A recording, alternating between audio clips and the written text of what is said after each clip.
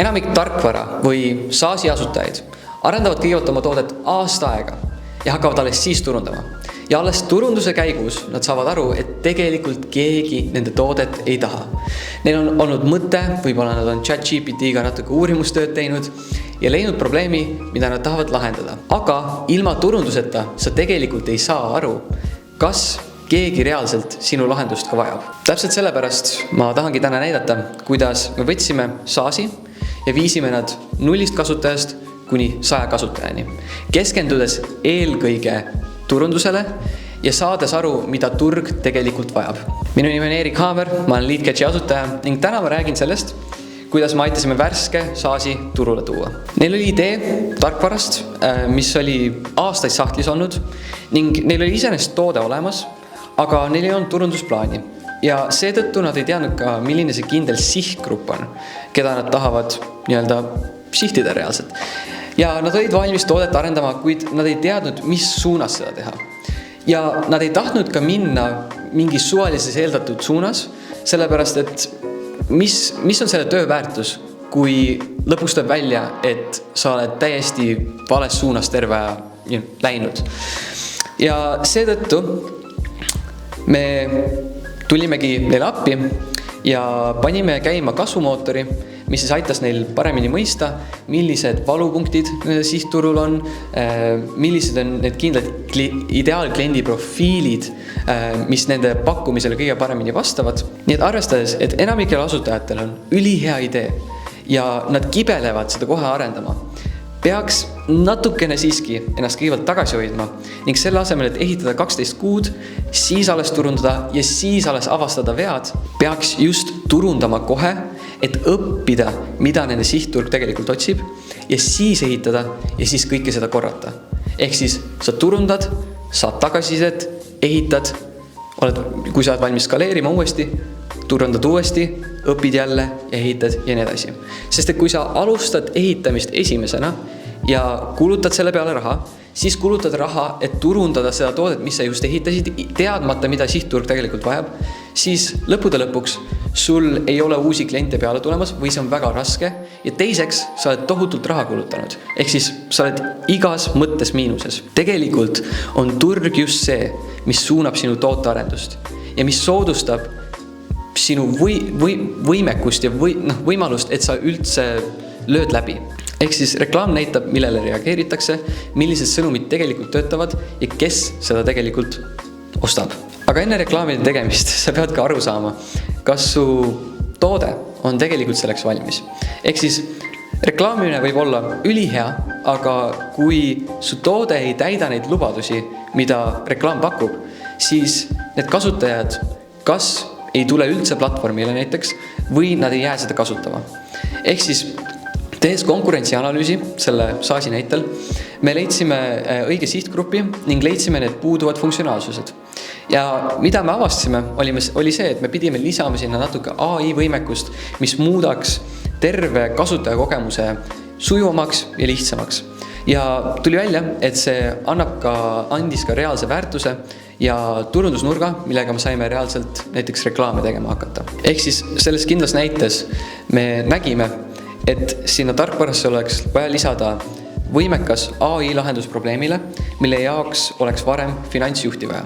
Ja see andis meile tegelikult laskemoona, et nüüd minna turule ja reaalselt näha, kas keegi on sellest huvitatud. Ma lisaks siia veel seda, et selle asemel, et arendada terve toode välja kohe alguses, me leidsime selle ühe asja, mis meil on vaja, et minna turule, et me ei kulutaks liialt raha, aga samas saaksime teha edukat turundust ja saaksime tagasisidet klientidelt, et mida me peaksime edasi tegema. Paraku on reklaaminduses niimoodi, et kui su digitaalne jalajälg on nõrk ja keegi näeb su reklaami ja ta läheb vaatab, kes sa oled, mida sa oled teinud ja sa oled täielik kummitus, mitte ühtegi postitust ega mitte mingit relevantset sisu ei ole sinu kohta avalikult väljas, siis see vähendab kohe usaldust.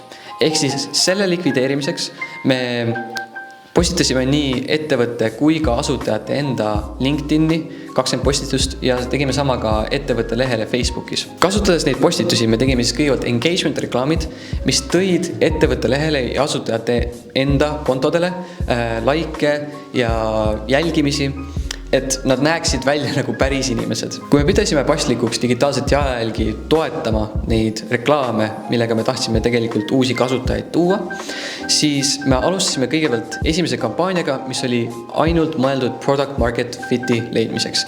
Ehk siis leidmas esimesi huvilisi, saama neilt tagasisidet, et siis paremini aru saada, kus suunas peaks turundus minema ja kus suunas peaks toode ise ka minema.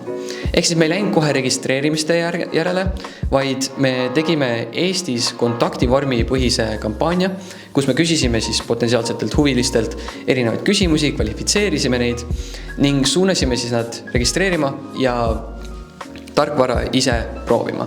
Me ei läinud mahu peale välja, me läksime kvaliteedi peale välja, et saada ka kohtumisi nende esimeste kasutajatega, et saada otsest tagasisidet tootearenduseks.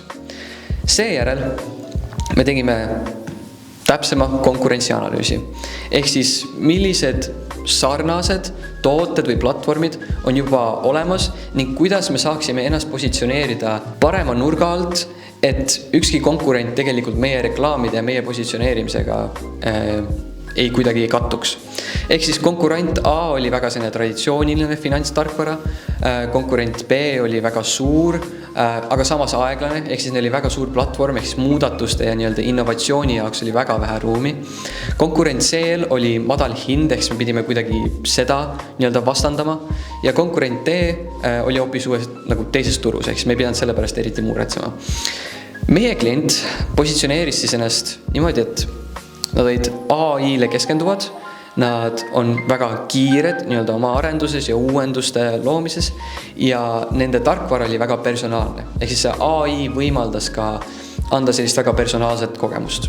Kui me nägime Eestis, et see tarkvara toimis, me saime esimesi kasutajaid, me saime tagasisidet, me saime aru, mis töötab ja mis nii hästi ei töötanud ja mis on need, mis jäi vajaka ja nii edasi, siis me läksime üle-euroopalistele reklaamidele.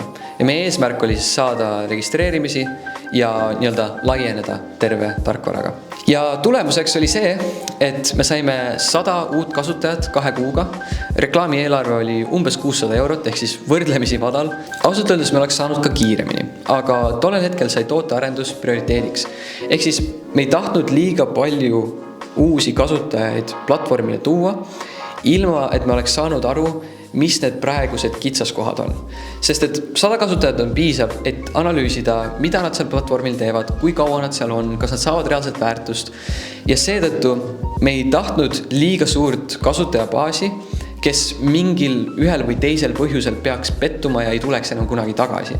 Ehk siis enne laienemist me keskendusime taas analüüsile, vaatasime, kuidas me saaks igat kasutajat paremini teenindada ning hiljem siis liigume taas laienemisele.